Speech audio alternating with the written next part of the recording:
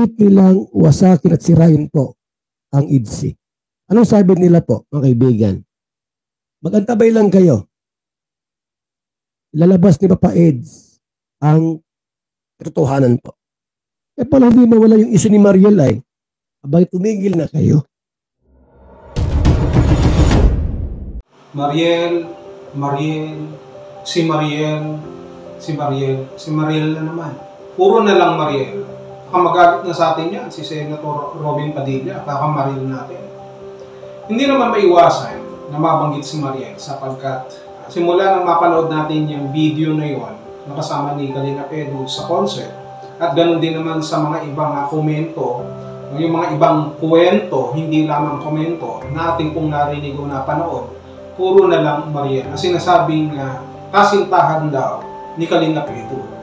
And obviously, itinanggi na po ito ni Kalinga Edu, binigyan na rin ng linaw. Pero bakit hindi matapos-tapos yung mga panawagan, yung mga komento, yung mga impormasyon na nagsasabi na si Mariel ang totoong mahal nga ni Kalinga Edu at hindi si Beyonce? Na hindi naman tayo naniniwala sapagkat mas nagtitiwala tayo siyempre sa sinasabi ni Kalinga Edu. At dahil dito sa pagkakataon nito, sa issue na ito, marami ang mga galit kay Edu o ayaw kay Edu. Marami din naman ang ayaw kay Beyonce, yung mga nambabash lamang na ginagamit itong pagkakataon na ito, ginagamit itong issue na ito ng kay Mariel para sirain at tuluyang ibagsak ang EDSI. Ang katanungan ngayon dito, bakit pinag-aaksayahan nila ng panahon na ibagsak ang EDSI? Ano ang kasalanan sa kanila ni Kalinga Edu? Ano ang kasalanan sa kanila ni YT Beyonce? Ano ang kasalanan sa kanila ng EDSI? Kung wala naman tayong nakikita palang problema at hindi naman nadadamay ang buhay mo sa EDSI, hindi ka naman pinapakailaman, bakit nagagalit kayo? Bakit ang daming gustong magpabagsak sa EDSI? Kung walang nakikitang pangit na dahilan, ibig sabihin lamang yan, inggit kayo. Inggit, pikit. At kapag nakapikit na, yung iba dyan, baka matuluyan na hindi na dumilat at manatiling nakapikit. Mariel kayo ng Mariel dyan. Itong tao tuloy nakakalagkad. At ito nga nagiging problema. Nakakalagkad ang mukha ni Mariel, nakakalagkad ang kanyang pangalan dahil may mga taong ginagamit si Mariel. Sigurado yan. Gumagamit kay Mariel para sirain si Kalinga Edu, sirain si Beyonce, sirain ang EDSI. Na hindi naman mangyayari kagaya nga ng tinuran ni Kuya Bal. Iniisip ko ngayon, since nakakalagkad lagi itong si Mariel, bakit hindi gawin na lang ni Mariel kung sinasabi nilang kaibigan talaga ito ni Kalinga Edu? Bakit hindi niya ipagtanggol na lang si Edu? Na lumabas siya, makipag-ugnayan siya kung sino man ang gusto niyang kausapin, kay Kuya Balman, Kalinga Prab, o kung sino man na sa tingin niya mapagkakatiwalaan niya, na sabihin ng kanyang panig na wala po kaming relasyon ni Kalinga Edu, na ako po ay nagagamit lamang yung mga nababasa po ninyong komento o yung mga account na nakikita nyo dyan na Mariel ay hindi po akin. Malinaw na hindi po akin at ginagamit lamang po ng ibang tao. Subalit kung bakit hindi ako nagsasalita, yan Mariel, ako na nagsasabi sa'yo. Ako yung nagbibigay ng halimbawa.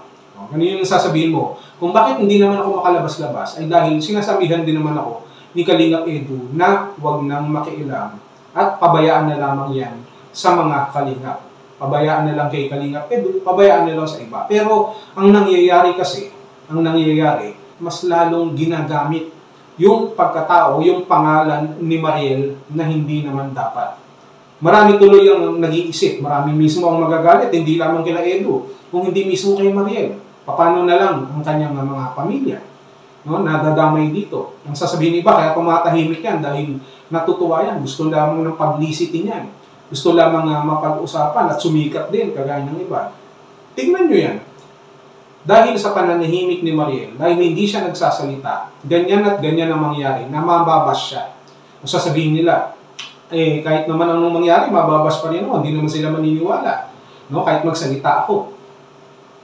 Totoo yung sinasabi ng mga taong nangangatwiran ng ganyan. Magsalita si Mariel o hindi, hindi naman daw maniniwala yung mga tao. Pero nakakalimutan natin, yung mga hindi maniniwala, yung mga ayaw talaga tumanggap ng katotohanan, yung mga gusto talagang manira lamang. Pero maniniwala tayo, mas marami pa rin yung mga taong may mabuting kalooban, yung mga naniniwala sa katotohanan, na gusto ng kaayusan, gusto ng katahimikan. At yung paliwanag ni Mariel kung sakasakali, once and for all, ang magbibigay linaw at magpapatahimik sa lahat. Sapagkat once na nagsalita na si Mariel at nilinis niya ang pangalan sa sitwasyon nila ni Kalingap Edu, wala nang magiging problema. Lahat ng kahit anong sabihin ng baser dyan, tatalbog lamang sa kanila. Lalo na kapag nakausap pa ni Kuya Bal itong si Mariel, diba, finish na. Kaya kung ako dito kay Mariel, advice ko lamang, ayon na rin sa pahintulot ng iyong pamilya, ayon na rin sa pahintulot ni Kalingap Edu, magsalita na lang si Mariel para malaman na natin ang katotohanan. Magkatapos-tapos na. Magsalita siya kung ano ba talaga ang status nila ni Kalingap Edu na nanggagaling mismo sa kanya, sa kanyang tinig.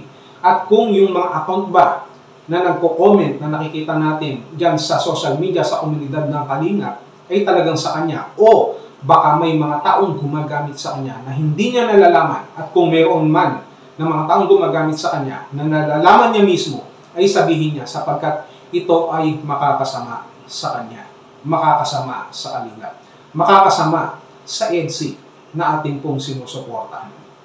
Tandaan natin, lahat ng bagay na ating pong ginagawa, masama man o mabuti, ay may kaakibat po na bunga. Sabi nga nila, kung ano ang ating tinanim, siya din ang ating aanihin. Kapag nagtanim tayo ng katapatan, ng katotohanan, aani din po tayo ng katotohanan. Kaya para dito kay Mariel, kailangan na niyang magsalita. Dito man kay Kalingap Edu, humingi siya ng permiso, o makipag-usap, makipag-ugnayan kay Kuya Bal, o kung sino man sa Kalingap na kanyang mapagkakatiwalaan, para matapos na ang lahat.